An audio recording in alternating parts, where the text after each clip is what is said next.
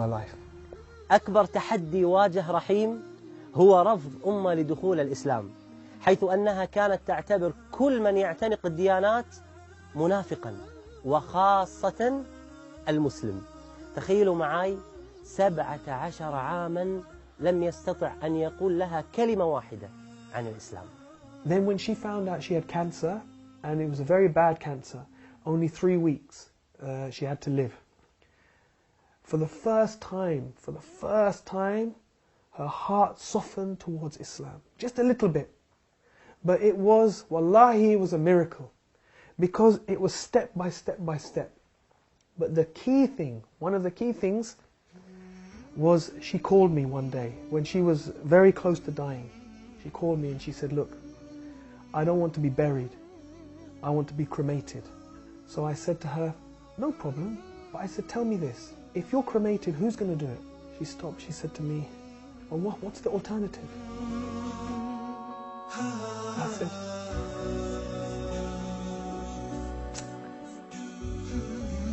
I said, the alternative is if you die, then your sons, me and your sons, we will carry you.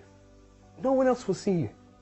And we will take you to a place, and your daughter and your daughter-in-laws, they will wash you, and they will prepare you, and they will wrap you in a simple white cloth. And no one will see you. And in one day, we will bury you in the ground, with no coffin, with no fuss, very, very simple. She said to me, that's what I want. She said, that's what I want. But now I had a problem. She's not Muslim. So she phoned my brother and sister and she said, I want a Muslim burial.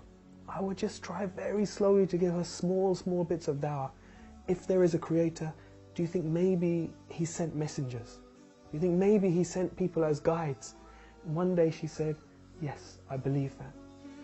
So Sheikh, for me, I was happy. For me, I was happy. She believes in a creator, she believes in messengers. I thought, inshallah, I have an excuse. I can make dua for her. I can say to the Imam, inshallah, we bury her as Muslim. But my son, he was then 14 years old. He said, it's not enough. He said, it's not enough. He said, she has to say Shahada.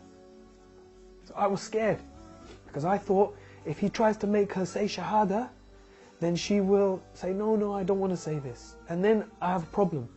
He said, don't worry, Abba, don't worry. I will talk to her. So he went up to her bedroom. He said, and I was downstairs for like 1 hour. And I was walking around, oh my God, what's happening? Did she say yes? Did she say no? And he came down. He said, easy. He said, no problem. I said, what? He said, she gave Shahada. I said, properly in Arabic? He said, yes, Arabic fully. No problem. And maybe 2-3 days later, she died. Oh. Alhamdulillah. سبحان الله يعني وأن الله يهدي من يريد. كم عشت والتفريط عادة ما ذقت في الدنيا سعادة حتى اهتديت إلى العبادة يا راحتي لما اهتديت. I had no plans to go for Hajj that year because there were too many difficulties in the family after my mother died unexpectedly like that. But then Islam Channel called me, and actually their plan was not to take me. They asked me to go and I said, I can't go this year. I've got too many difficulties with the family. Then at the last minute, when there was only a few days to go before Hajj, they approached me. They said, look, we've had some complications. We need you to come as the presenter this year. I said, I'm going to make Hajj for my mother. So within just 3 months of her dying, mashallah, I was able to go and I was able to make Hajj for my mother, and alhamdulillah share that with millions of people around the world. And so many people called, because she died in Ramadan, and I was doing TV work at that time. Allahu Akbar. People from around the world called and gave sadaqah in her name. Someone built a masjid in her name. So many orphans sponsored in her name. So Allah is Ar-Rahman.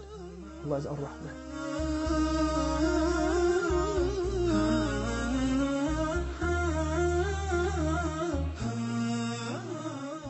رحيم من حبه للقرآن يحرص يوميا على قراءة وسماع القرآن، وله تدبر عجيب، وتلاوته للقرآن رائعة جدا. Saad al-Ghamidi, Sheikh, was the first one who I heard, and I thought, subhanAllah, this is so beautiful. So I used to play last juz all the time, and his recitation of Surah Al-Fajr is so beautiful. So first of all, it became my favorite verse just by the sound of it. He used to say at the end of Surah Al-Fajr, Ya ayyatuhan nafsul mutma'inna irji'i ila rabbiki radiyatan mardiyatan fadkhuli fi ibadi wadkhuli jannati. And the way Sheikh Saad al-Ghamidi recites this, it just is so beautiful. I didn't know what it meant, but it became my favorite verses just by the sound. Then when I began to read and understand what it meant, every time I think about these verses, I just think one thing, that maybe we will hear Allah say this.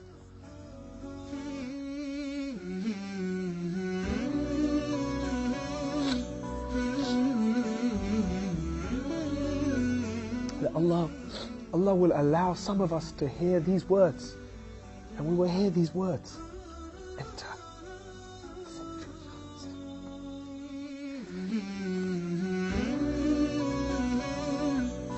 So this verse is very dear to my heart, because this is my hope, that we will hear this, and that my children and my parents will hear these verses. Inshallah. سبحان من عدت إليه بسطت لنا كلتا يديه